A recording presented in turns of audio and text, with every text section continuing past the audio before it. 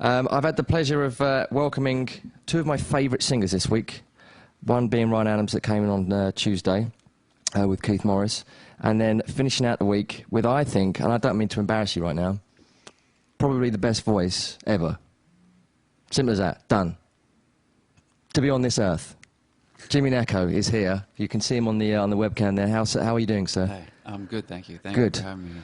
And first of all, what a fucking amazing show last night. Thank you. It was amazing, wasn't it? It was fun, yeah. Yeah, you enjoyed that? Yeah. And you know what? The first thing, the one thing I kind of I got from it last night was it did seem like you had a really, really good time there last night. And like we get into the old album, kind of, you know, the new album part. You kind of seem to have kind of lifted a weight off your shoulders or something. And I was thinking about what I was going to ask you all this stuff last night when I was watching you play. And you went and you had that moment where you kind of had the Jeff Buckley story that you were telling everybody. And like I said, was this album kind of like a redemption kind of album for you, or? Yeah, it definitely was. Like you said, it was something was lifted off me in the process of it. And oddly enough, I believe in the records that I've made before this record, but something happened during this one where I finally felt like it was something I was really proud of to hold up and say, okay, if you're going to listen to anything that I've done, listen to this record. Did you have to go into it with a different frame of mind from when you were going there with doing an hour's record, or? I did. I wanted to. The main thing that I wanted to do. It's always been a tricky thing because people have always said that you know, we were better live than our records were, and I think there's some truth to that. And just so for me, you know, when you're in the studio, sometimes you can really micromanage something and take all the life out of it just because you want it to be so great. And sometimes you just in trying to construct a moment, you can kill it. Right. So it was very important to me to really keep that raw emotion, and a lot of the things that I did were first and second takes, and I just felt like that's what it is. Let's let that exist. And so, and because you kind of joked about it last night about the fact that you know, hours do tend to take a while to get an album out in between albums, and you kind of joked about it last night. How long did it take to record this album? It wasn't actually a long time. There's just been a lot of time in between things. I started to record it in February of 2009. I spent a few weeks doing most of the basic tracks.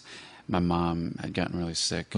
We did some tours in the middle of that, and then I got back to recording in around June for a few more weeks. I went back, I did the drums and a bunch of other things. So it wasn't a lot of time spent actually doing it. Right. It's just, like I said, life kind of gets in the way, right? Yep. A lot of tours and things in the middle of it, all sorts of things. But you know, not only, like you said, not only career things, but just life in the middle of all of it. So yeah, and that's what makes these albums so great, because you kind of, again, I don't want to get all sycophantic on you, my friend, but you do hear, like, you kind of do pour your heart out into everything you seem to do.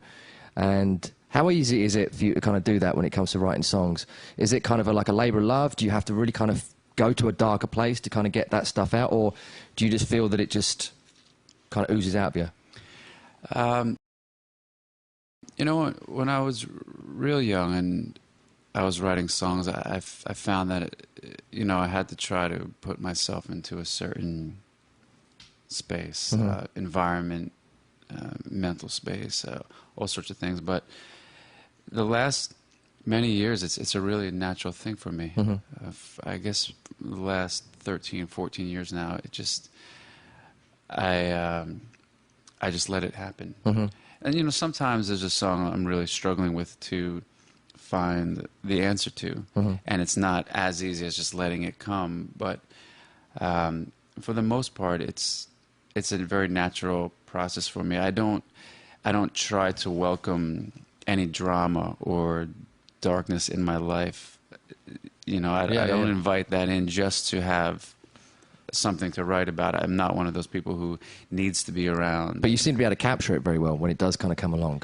That's the thing that I've always felt that, and it's not only, I think that's just about being a human being and having feelings and compassion for other people, because it's not always about me and my life, the songs. It's often about other things that are going on in the world, just the same, and about being open to them. And I think recognizing a moment when you feel like there's something that you can say about it in a way to bring light to a situation, or to ask a question about something, whether it's something socially or politically or, you know, spiritually, whatever's going on. There are a lot of questions to be answered and to be asked. So I think for me, that's just kind of the way it is these days. I'm just very open to that, whatever's kind of out there. I do my best, and when I'm at my best, that's what I'm accomplishing. I feel like when I get too far inside of my own space, my own head, then that's when it's not very healthy. Well, you were certainly at your best last night, if you don't mind me saying. And what is a bad Jimmy? What happens on a bad day for Jimmy? A bad day for me, what I would consider, you know, it used to be like, oh, I hope my voice works, and I still have that feeling inside of me. Sometimes a certain anxiety about it, because I just want it to be great. Right. But over the years, what has really come to be a bad night for me is when I feel like I'm not present with people.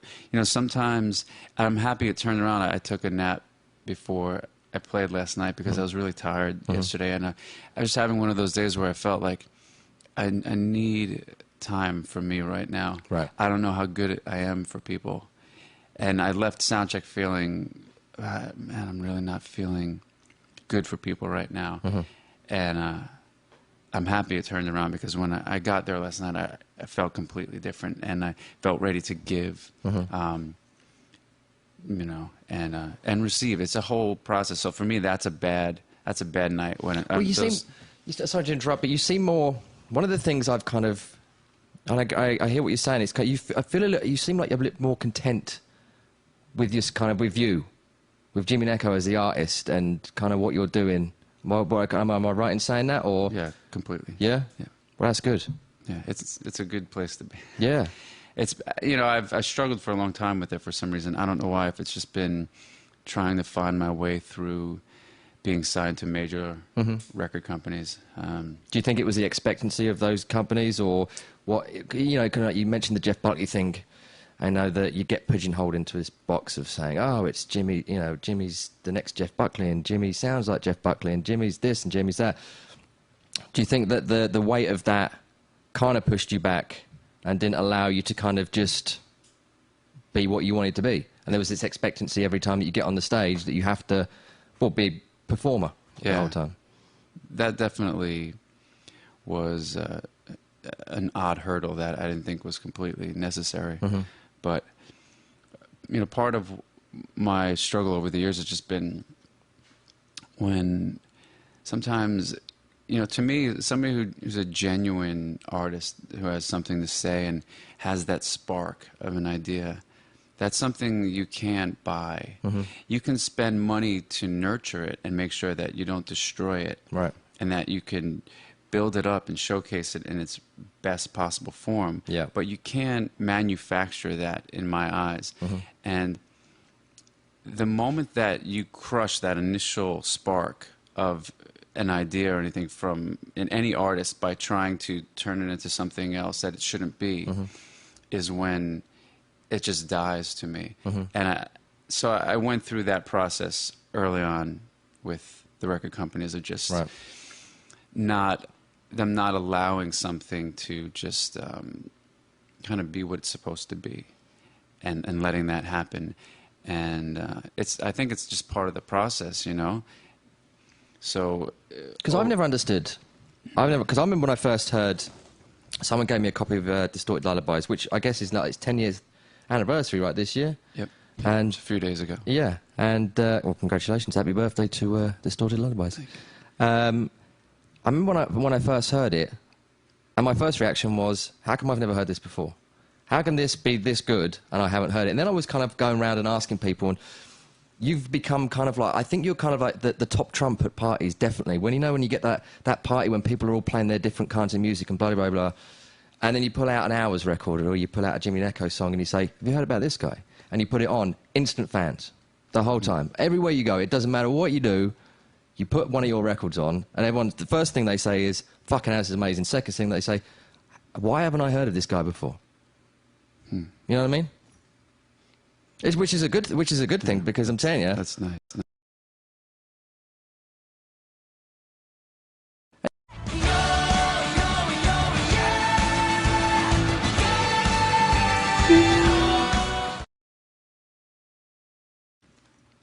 Yeah. I think that we were possibly, my music was judged in an unfair way for a bunch of years by people because I was on a major, oddly enough.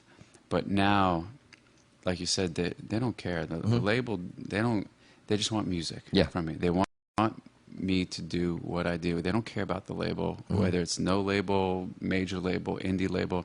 They don't care. Yeah. And they shouldn't. You know, you should only care if the label's getting in the way. Yeah, yeah, of course. And then it's a problem. But other than that, the label should be transparent. And I don't think people really care if I press them up out of my room at this point. Yeah. Fantastic. I'll tell you what, let's have a little bit of break. Let's have Bring You Home from the album The Harp. Cool. And we'll be back in a second.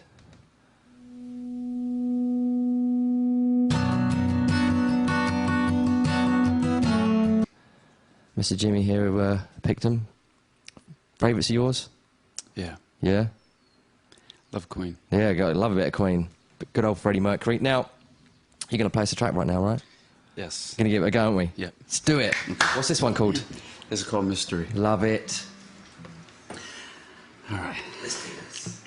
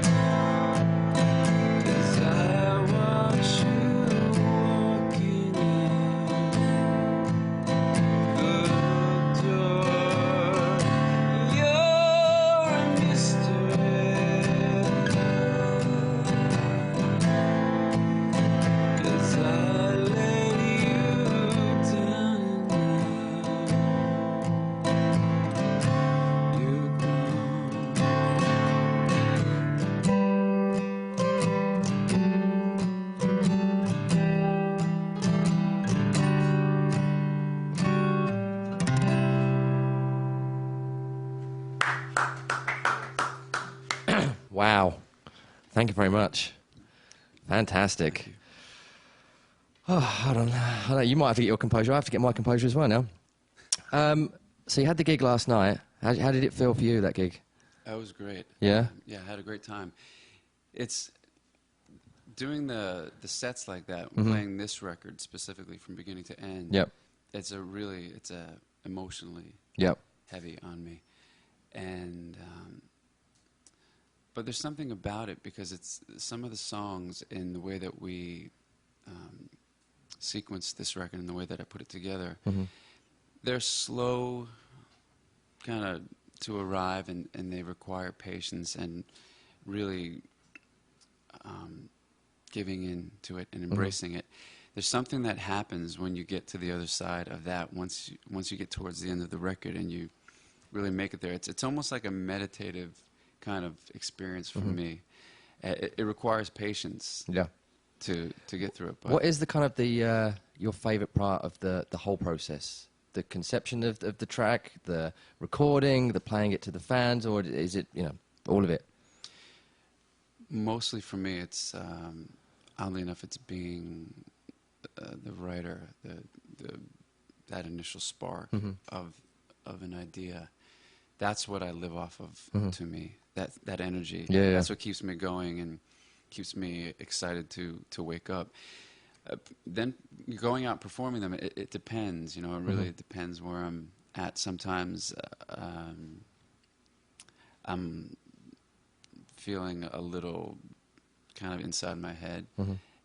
Sometimes I'm a little nervous. Yep. And other times it's easy for me. And so performing it varies. But I have to say that, like you said, the original conception of the idea is what is most exciting to me. Yeah. The song, it always comes back to the song for me.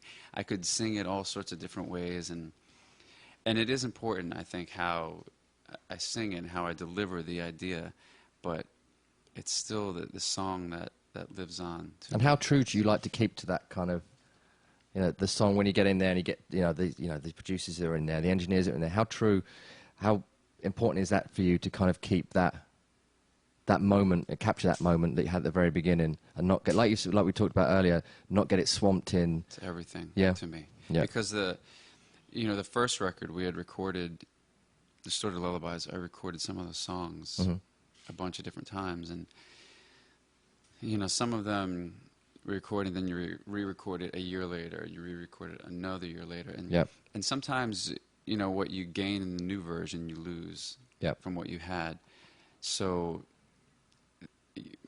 really capturing that initial feeling, sentiment, is very important to me. So that's what these days, what I'm usually keeping my eye on the most, is making sure that recording feels like that first moment where I wrote the song and I was feeling that feeling from it. Well, it definitely feels like it on this album, because one of the first things I heard when you were, going to release a solo album, like many solo artists, it sounds like just the singer with a different band, but it kind of sounds like the band before, and it doesn't really make any sense why they went solo, or maybe it was, whatever. But this album, when I first put it on, I was like, wow, this actually sounds like a completely different record. It doesn't sound like an Hours record. It sounds like a Jimmy Gnecco record.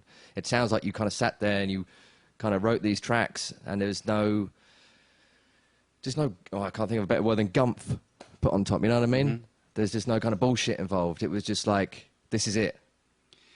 Yeah, and it's a really interesting thing, because I'm the one, for the most part, completely responsible for how the Hours records sound. Right. For the most part, it wasn't until Mercy that I really had real contributions from the players who were adding something different and beyond what I had. Was it that because that's how you wanted it to be, or it was just subconsciously? Do you think it was like we've talked about? It was that you felt such a responsibility, or you felt a responsibility, to get this right, that to kind of allow other people to kind of get involved would. Yeah, I think there are a couple factors to it. When I signed the record deal, I didn't really have a set band. Right. I just had all of these parts that I had made up, and I would have different people coming in for different shows around New York City, and Mm-hmm. I would teach them the part. So in order to keep it consistent and not sounding different every time somebody new came in, because in the beginning it was very hard to get people to commit. Mm-hmm. So in order to keep some sort of consistent thread going, Mm-hmm.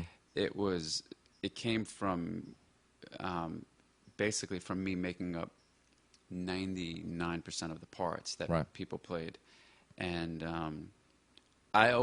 to me, my favorite bands were, and it can go either way. You know, one of my favorite records of all time is Marvin Gaye's Mm-hmm. "What's Going On," Mm-hmm. top 3, if not number 1. Mm-hmm. That's an amazing record by a solo artist. But then if you look at bands, depending on which way we wanted to go, if I was going to be a band, I really loved bands that if you pulled one member out, it changed everything. Right.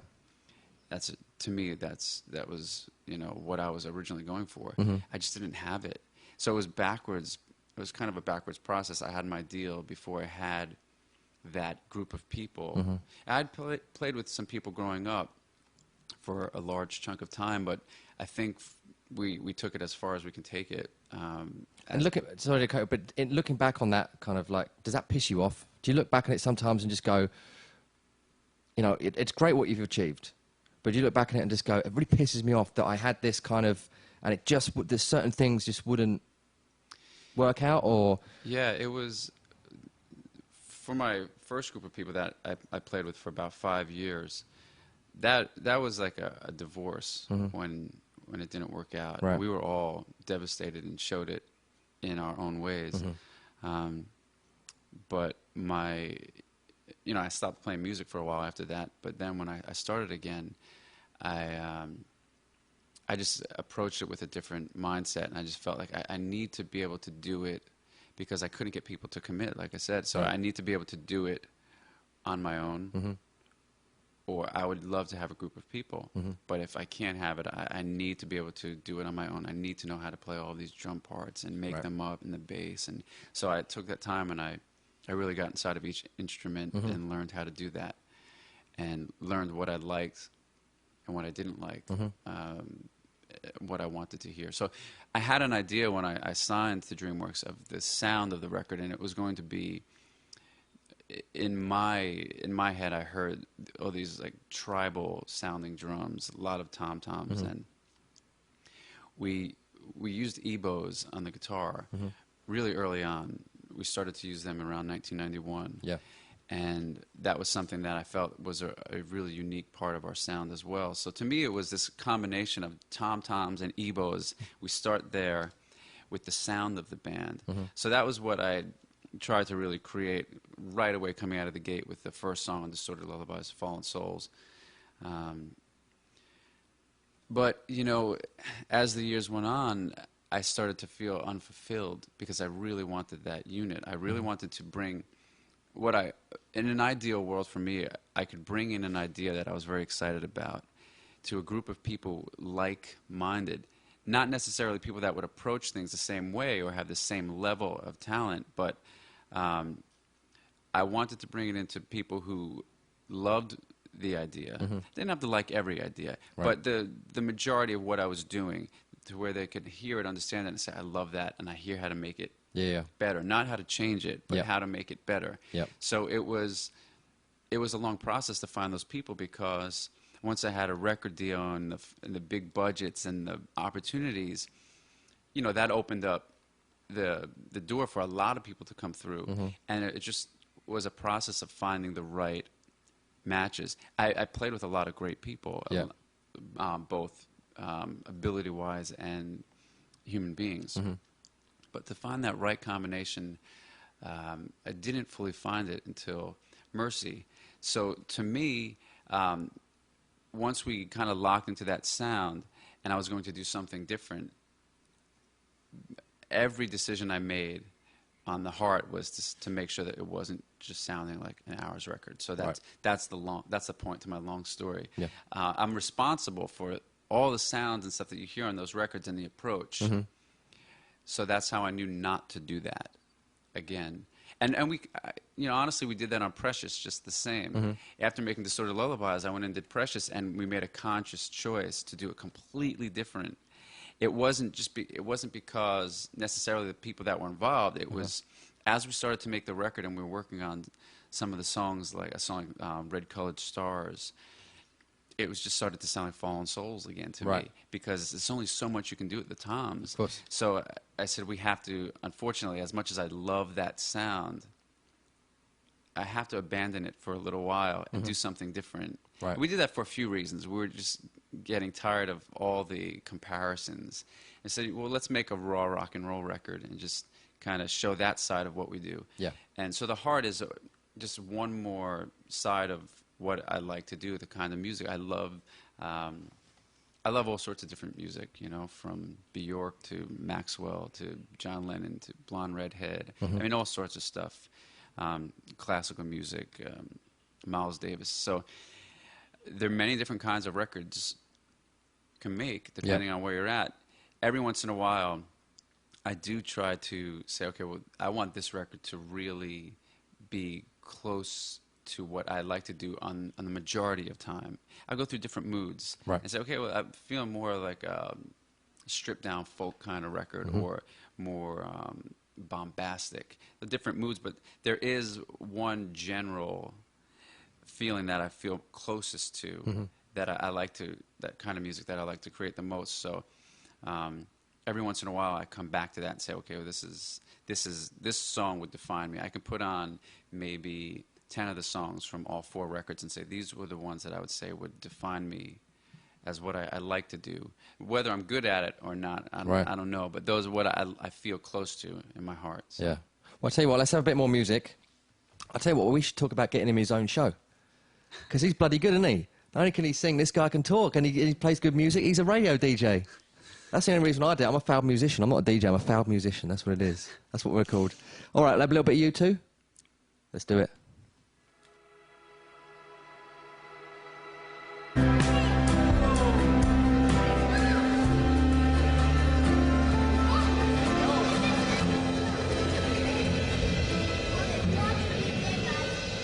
I Am a Monster from Distorted Lullabies there.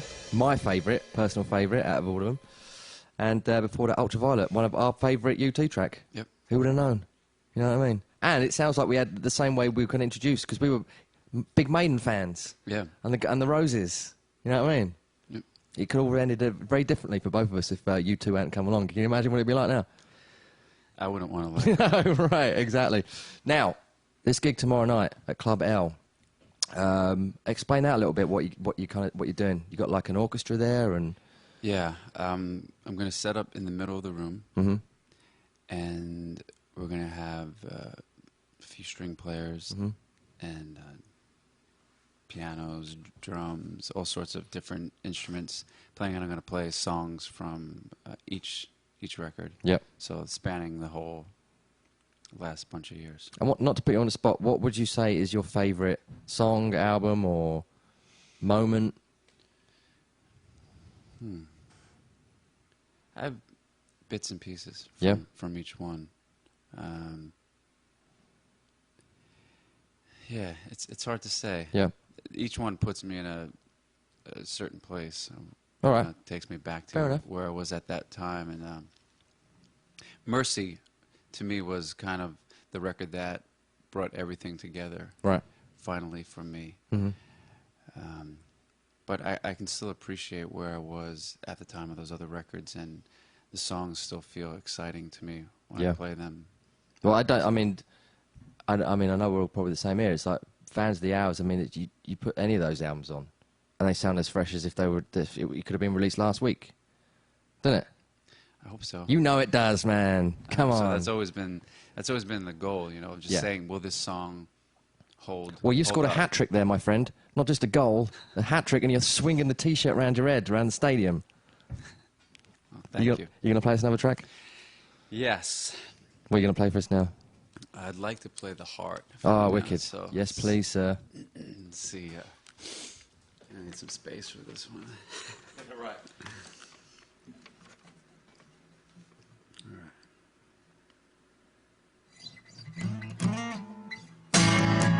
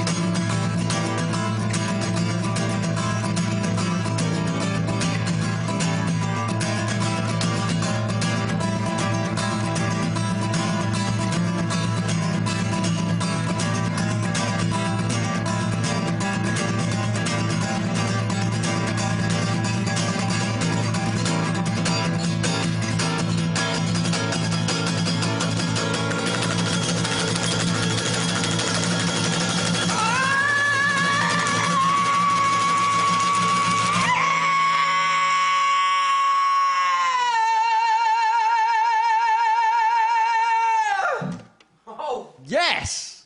Yes, sir.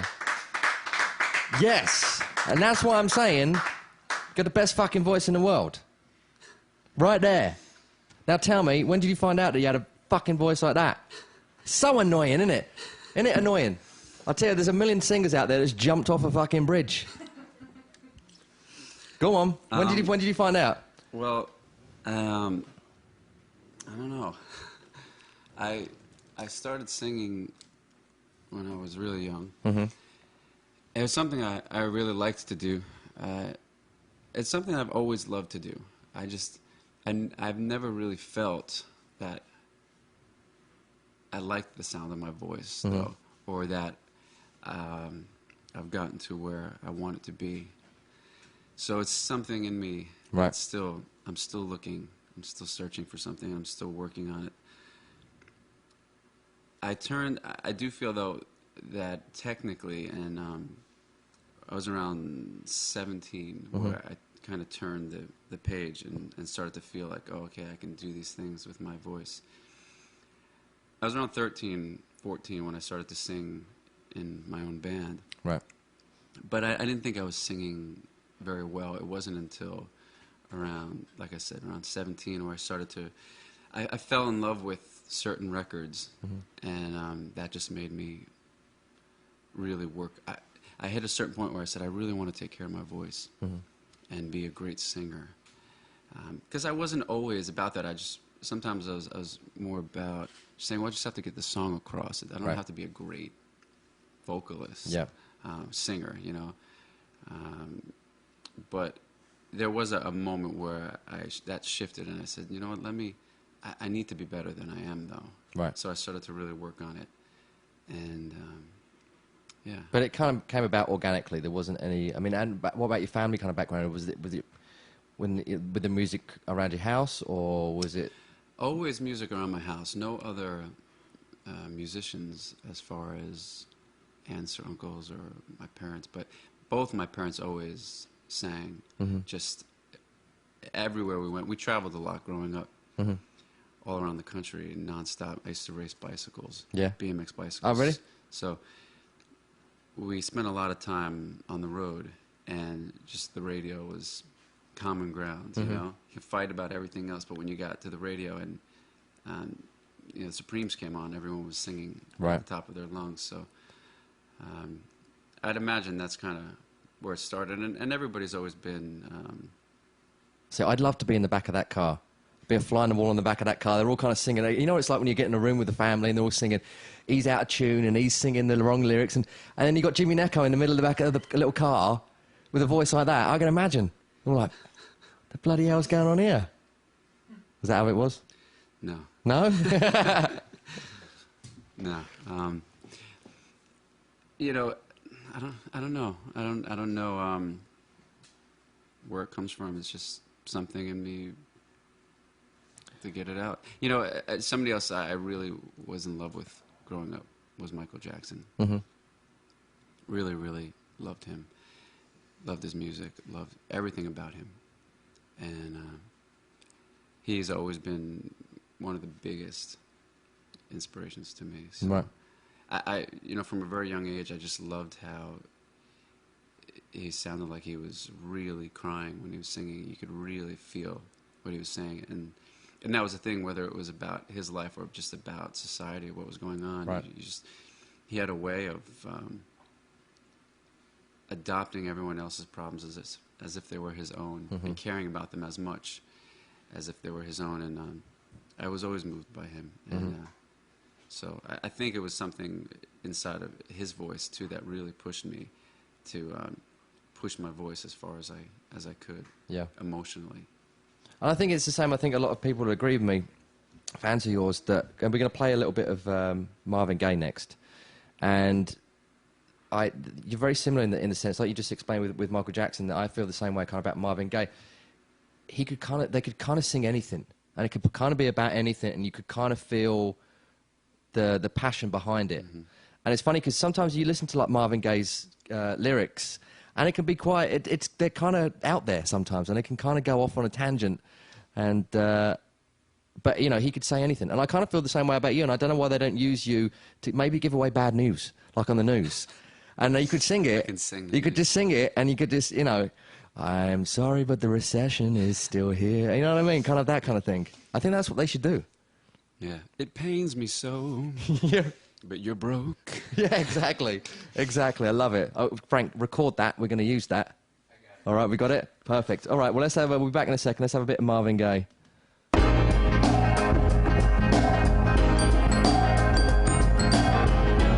Marvin Gaye there. Lovely. Well, sadly, we've come to the end of our time, haven't we? Yes. You have to go and rehearse for your show tomorrow. But I do still want to say thank you very much for coming in, because I've been a fan of yours for a long, long time. And it's been a real honour for you coming in here and kind of playing our little basement. Well, thank you for having me. It's been a lot of fun. Yeah, it's really, really good. Great album. And obviously, you know, get down there tomorrow night if you're in Los Angeles. I think it's only like $18. You know what I mean? Come on. $18. Bargain. Buy 2. Buy 3 and take your mum. You know what I mean? Well, thank you very much. And thank you. Of course, you talked about you've actually kind of re-recorded the album. Yeah. Strange. I was explaining it last night, too. Some of the songs felt like they could be more grandiose kind of songs like we would have on Ours records. Yep. But because I made that conscious choice, you know, to make a different record, I didn't do that at first. So now I have another version of it with more of that kind of production on it. And better or worse, I'm not sure I think to say it, but it's really exciting. When are you thinking about it? When are people going to be able to get their hands on that? I think it gets released in the UK in November. Great. And we'll start there and then figure out how it will be available. Because you do realise you have a mutiny on your hands if it doesn't get released over here. You're going to be in trouble. You know what I mean? All right, well, Jimmy, thank you very much for coming in. April, thank you for coming down. You'll be there tomorrow night, right, playing along? Fantastic. How about a bit of the Smiths to let's see us out? Perfect. Done.